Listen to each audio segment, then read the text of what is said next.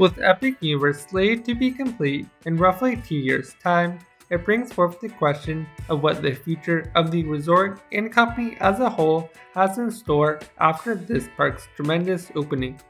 As a result, let's break down and analyze the top 5 areas in which the future of the Universal destinations and experiences could be affected.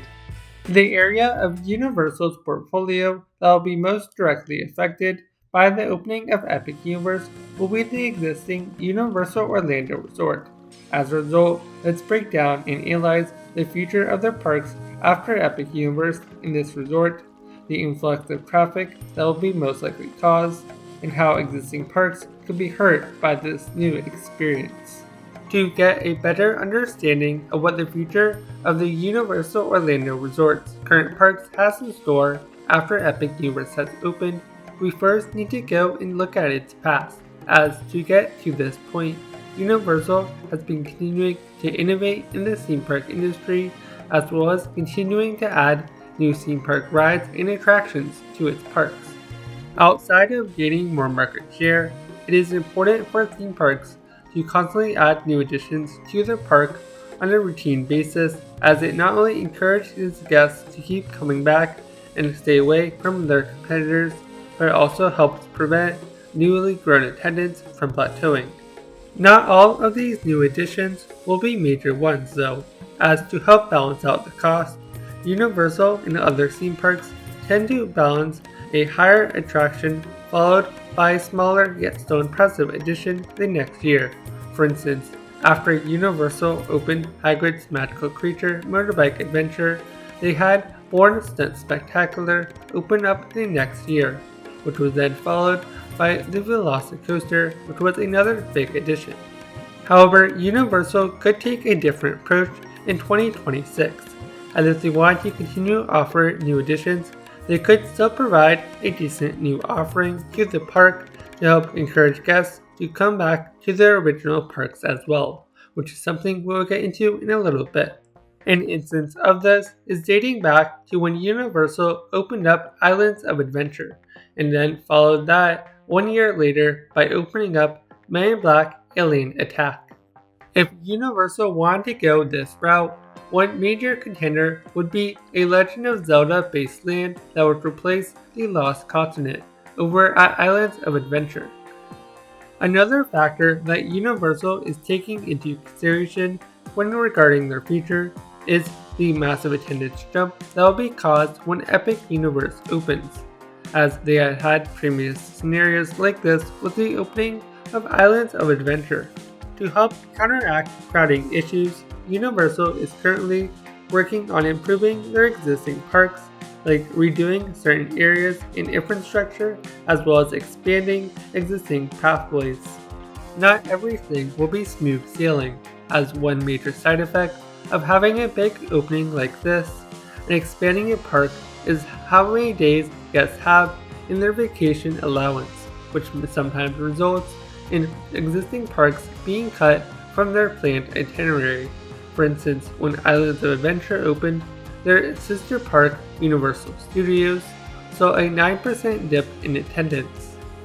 On the plus side of this, the new revenue, attendance, and other statistics that were caused by the new experience offset the small costs that the existing areas felt.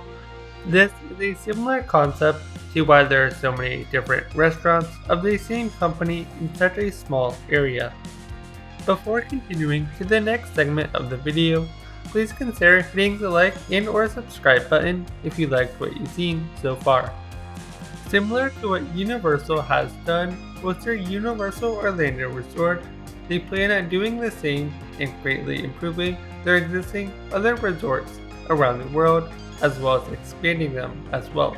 When it comes to expanding and improving their existing resorts worldwide, one strategy that they will be implementing after Epic Universe has opened and have already started to implement in these parks is continuing to have new additions. For instance,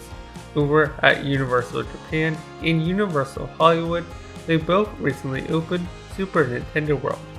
In addition to this, both of these parks are shaping up to have massive additions going forward. with Japan recently closing and having planned renovations for several rides, as well as Hollywood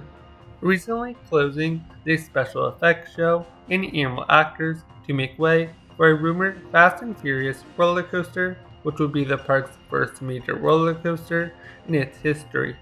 Outside of improving these existing resorts worldwide and implementing the same strategies and success that they have done with the Orlando resort, they plan on also expanding what a resort means to the company. As over at Frisco, Texas, they are currently planning on developing a kid-focused park that would be of a more regional scale instead of their typical resort structure.